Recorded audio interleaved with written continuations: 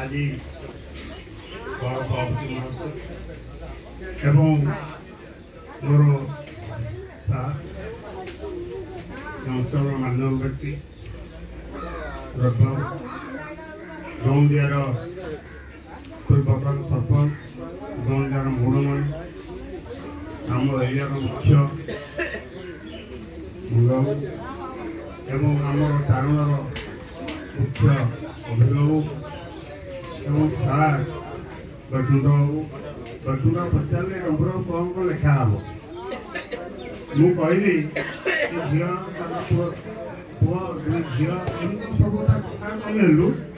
ये कहले बहुत बढ़िया पुओ को कहली मुझे भाई साइड परामर्श छोटिया छुट्टी सभा कले भल हाँ कहीं मान्य व्यक्ति जड़े मास्टर रिटायर्ड एवं से जन हूँ भगवत प्रेमी एवं जगन्नाथ प्रेमी गोटे कले भल हम कारण पुओ को कहली बापांकर फटोटे रखिए एवं समस्त आसी प्रथम देवे बहुत बढ़िया हम क्या करवा कहली अभिभावक कहले हम ना अभिभावक मत मो गुरुजी मुझे प्राण शुण से तो मुख्य सबुठी आम ढेंकान अभिभावक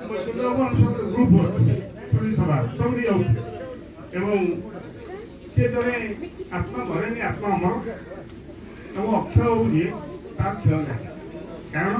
ना सी हजार हजार शिष्य ए जगत को दे जो से बहुत बड़ बड़ लोक भी चाकरी पाई एवं तार ज्ञान एत सी कहती गोटे पोछाटे घरे आम से मठ पार बसती से मतलब जगन्नाथ दृश्य हो सत ना बहुत सदा बेले सांग से बसबू ये बसबू से मठ पाखे बसबू एवं से भगवत जाकि मठ पर बसे जो दिन भगवत चारण ये बसबे प्रणाम उठुवे एवं सदा भगवान विषय चिंताधारा परिवार विषय से चिंताधारा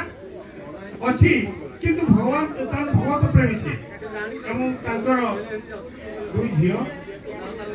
जड़े पुओ एवं आम कहूँ बर्तमान तीन पुओ कहीं तीन पुओ कहली त्याग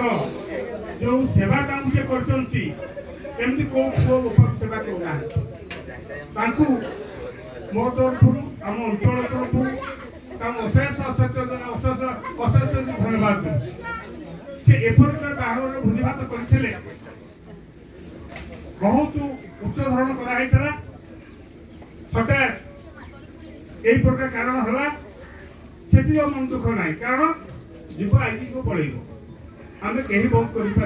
जन्म सत्य मृत्यु सत्य जगत की आई से जीव रहा ये सृष्टि आम आसवा आसवाटा सत्य जीवा सत्य दुनिया दीटा नहीं गोटे दुनिया कांदी ना किए ना कृष्ण कांदी ना से परमात्मा कांदी किए ना जीव जगत जिते प्राणी अच्छे आम माँ जन्म होगा कांदी जदि न कांद आम कहली पिला मरीगला कांदी आम खुशी हाँ जब न कांद आम खुशी हाँ से तो मरीगला कि कृष्ण कांदी ना जीव हूँ अमर जीव मरे ना से अक्षय तार क्षय ना जाए ना किंतु ये शरीर जो आया पंचमहाभूत तैयारी ये शरीर चाहिए सी जगत रहते से जब चंद्रसूर्य थब तब अक्षय ना कारण ना से जो शिक्षा दान देते से जगत पाई सृष्टि पाई से जो उदाहरण आज जदि ये कलिजुग बापू माँ को आम सेवा न कले ये जीवन ठीक कहीं आम प्रकृत भगवान किए पिता माता जो पुओ सेवा कर नहीं जो पुओ भल आहार दे नहीं जो बापा माँ को जे घोषी दे नहीं बापा माँ को जे सेवा यत्न कर नहीं से पुओ ठीक कहीं गोटे पुओ आम सब आशा करुचे ना मो बापा को से छोट छुआ दिन माँ न खाई पुओ पे रखो बापा कह